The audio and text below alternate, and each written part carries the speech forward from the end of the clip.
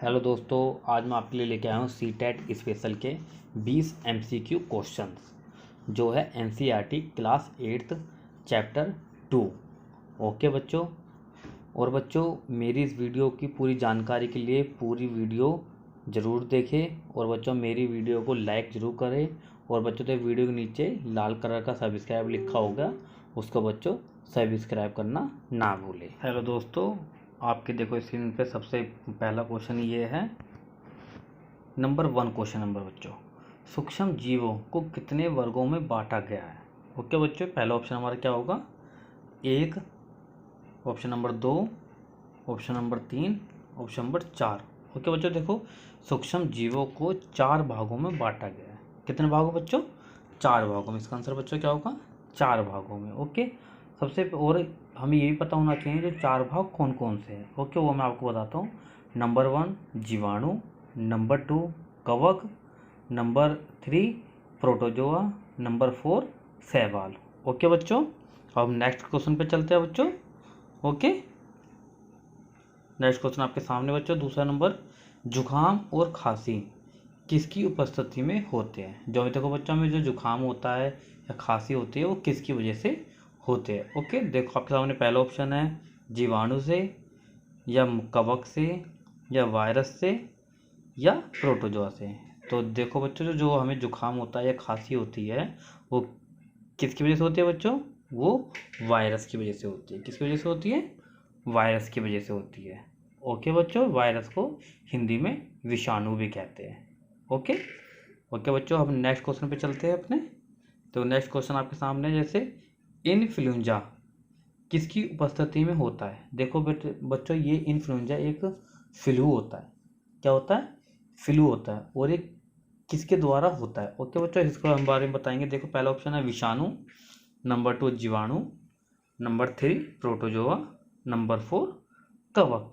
ठीक है बच्चों, तो हमें इसका आंसर बताना है ये किसकी वजह से होता है। ये इन्फ्लुएंजा फ्लू होता है। ओके बच्चों, ये हमारा विषाणु की वजह से होता है। ओके, किसकी वजह से होता है? विषाणु की वजह से। तो राइट आंसर इसका क्या हो बच्चों? विषाणु। ओके, देखो नेक्स्ट क्वेश्चन आपके स्क्रीन पर, अगला क्वेश्चन बच्चों, वेरी इंपॉर्टेंट क्वेश्चन है ये। पोलियो रोग किससे होता है? जो पोलियो रोग होता है, पोलियो रोग किससे होता है?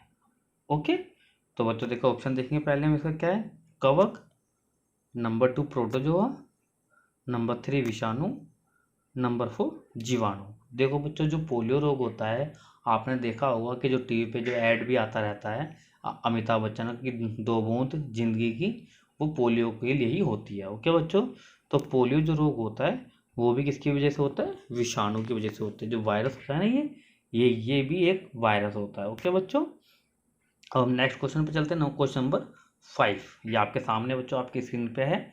क्या? टाइफाइड रोग किससे होता है। अब हमें बताना है कि बच्चों जो टाइफाइड रोग होता है वो किसकी वजह से होता है। देखो बच्चों, पहला ऑप्शन है आपका जीवाणु, नंबर 2 विषाणु, नंबर 3 प्रोटोजोआ, नंबर 4 कवक। ठीक है बच्चों, देखो हमारा जो टाइफाइड रोग होता है ये जीवाणु से होता है। किससे होता है बच्चों? जीवाणु से। ये एक प्रकार का बुखार होता है। ठीक है, किससे होता है? जीवाणु से होता है। और जब टाइफाइड होता है तो ये हमारी जो आंत होती है, छोटी आंत, ये उस पर असर डालता है। ओके बच्चों, नेक्स्ट क्वेश्चन आपके स्क्रीन पे बच्चों देखो, क्या हमारा छठा क्वेश्चन, इनमें से कौन सा रोग प्रोटोजोआ द्वारा होता है। बच्चों देखो, इनमें से हमें बताना है कि कौन सा रोग प्रोटोजोआ के द्वारा होता है। देखो बच्चों, पहला क्वेश्चन क्या है? श्रेय। आंसर हमारा श्रेय रोग है।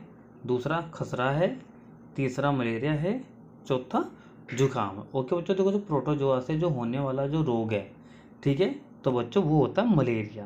क्या होता है बच्चों? मलेरिया। तो बच्चों हम इसमें मलेरिया पे राइट कर देंगे। ओके बच्चों, अब नेक्स्ट क्वेश्चन आपकी स्क्रीन में देखो, सेवंथ क्वेश्चन ये आता है कि दूध को दही में परिवर्तित कर देने वाला जीवाणु कौन सा होता है। बच्चों ये वेरी इंपॉर्टेंट क्वेश्चन है, ये वेरी इंपॉर्टेंट। चलो हम इसके ऑप्शन देखते हैं बच्चों पहले।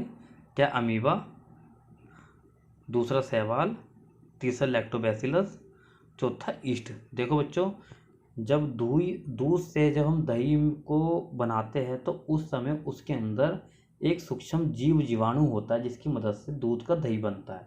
तो बच्चों किसकी वजह से बनता है? लैक्टोबैसिलस के द्वारा।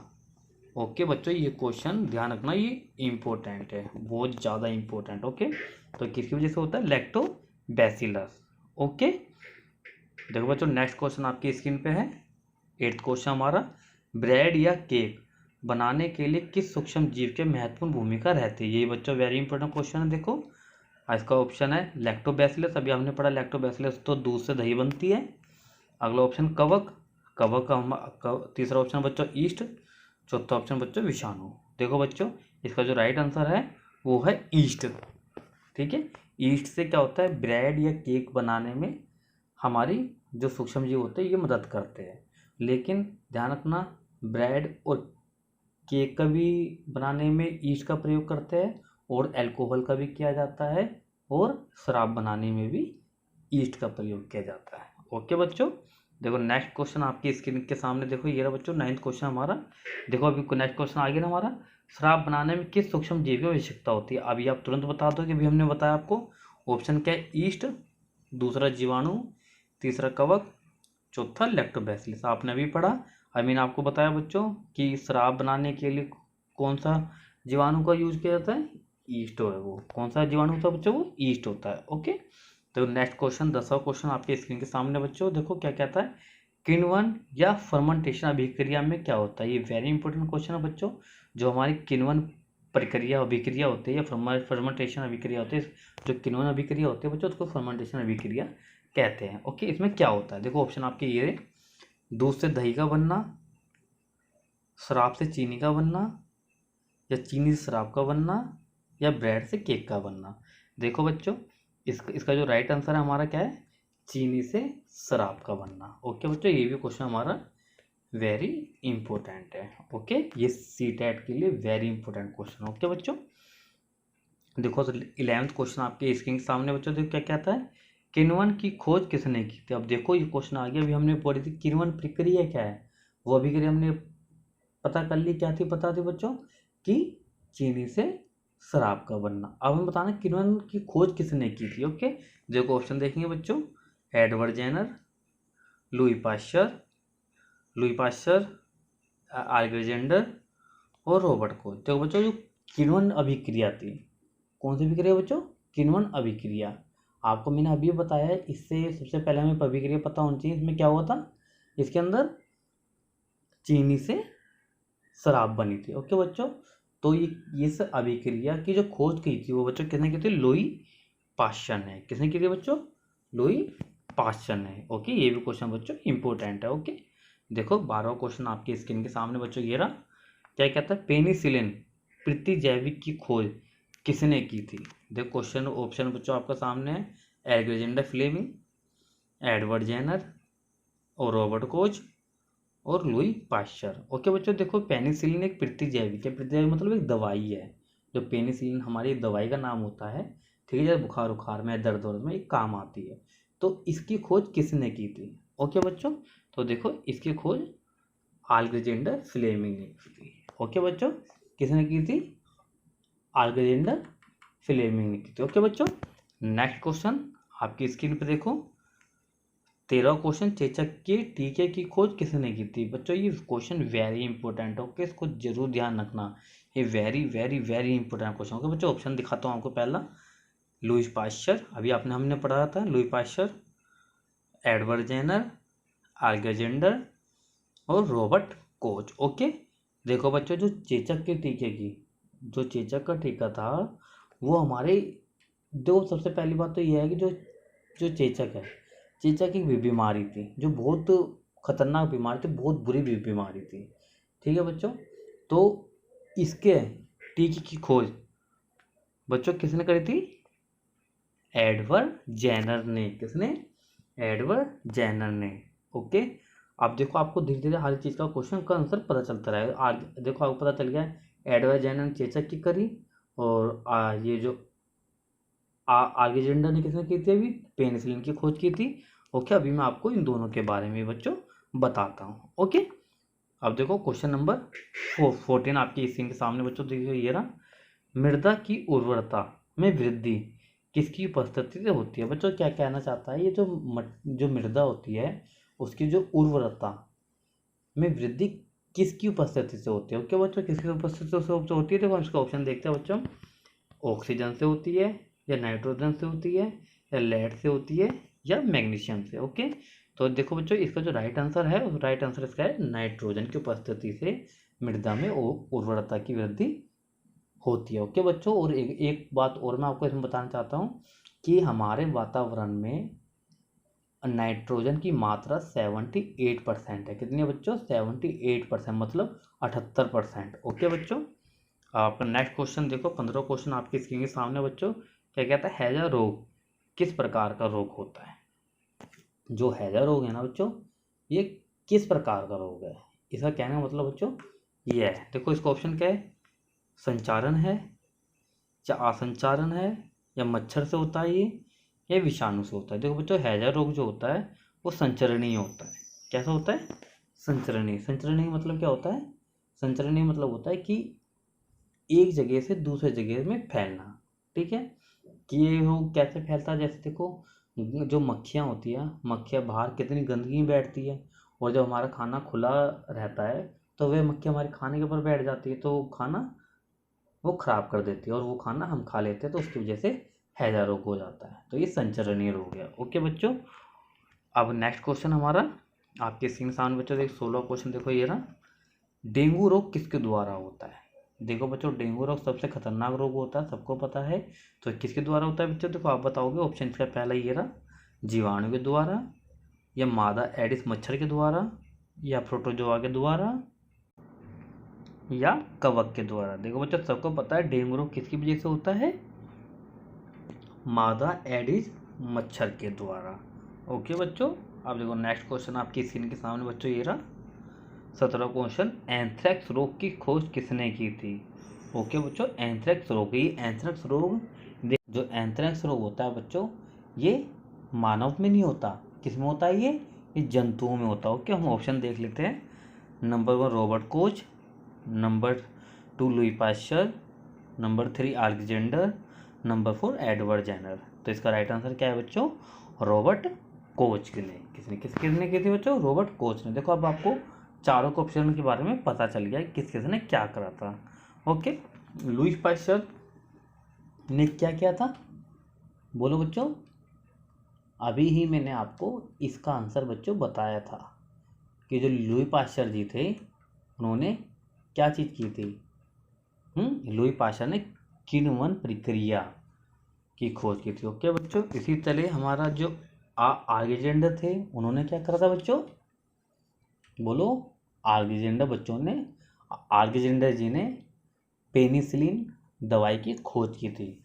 ओके बच्चों, और जो एडवर्ड जेनर थे इन्होंने चेचक की खोज की थी। ओके बच्चों, अब देखो क्वेश्चन नंबर 18 आपके स्क्रीन पे बच्चों। देखो गेहूं में कौन सा रोग होता है? देखो बच्चों जिस तरह मानव में रोग लगता है, इसी तरह जंतुओं में भी लगता है, उसी तरह जो पेड़ पौधे होते हैं उनमें भी रोग लगता है। ओके, तो हमको अब क्या बताना है? हमें ये बताना है जो गेहूं में कौन सा रोग लगता है। ओके बच्चों, देखो ऑप्शन आपके सामने है। नंबर का नाम है कैकर, नंबर 2 रस्ट, नंबर 3 पित्त, नंबर 4 भूरा रस्ट। देखो बच्चों जो गेहूं में जो रोग लगता है उसका नाम है रस्ट। उसे क्या कहता है बच्चों? रस्ट। ओके, अब मैं इन्हें जो 2-3 ऑप्शन दे रखे हैं उनके बारे में आपको बताता हूँ। जो पहला ऑप्शन है कैकर रोग, ये बच्चों नींबू में लगता है। किस में लगता है? नींबू में। ओके, अगला जो पीत रोग है ये बच्चों किस में लगता है? ये भिंडी में लगता है। किस में लगता है बच्चों? भिंडी में लगता है। ओके, अगला जो हमारा किसका है? भूरा रस्ट। ओके, ये बच्चों चने में लगता है। ओके बच्चों, क्लियर? क्लियर हो गया बच्चों? क्यों? जिस तरह मानव में रोग लगता है उसी तरह जंतुओं में भी लगता है, और उसी तरह पौधों में भी लगता है। ओके, अब हमारा नेक्स्ट क्वेश्चन जो है वो क्या है?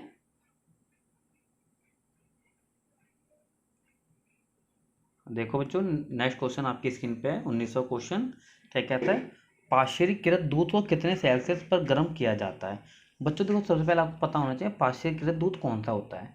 देखो बच्चों जो थैली का दूध होता है, ठीक है, वो पाश्चुरीकृत दूध होता है। ठीक है, उसको पहले कितने डिग्री पर गर्म किया जाता है? उसे फिर गर्म करके उन थैलियों में भरा जाता है। तो वो हमें बताना, तो कितने डिग्री पे गर्म करके उससे उन थैलियों में डाला जाता है। तो बच्चों देखो हमारा ऑप्शन क्या है, पहला 66 डिग्री सेल्सियस, 70 डिग्री सेल्सियस पे, या 100 डिग्री सेल्सियस पे, या 120 डिग्री सेल्सियस। बच्चों देखो जो पाश्चरीकृत दूध होता है उसको 70 डिग्री सेल्सियस पे गर्म किया जाता है, कम से कम 15 से 30 सेकंड।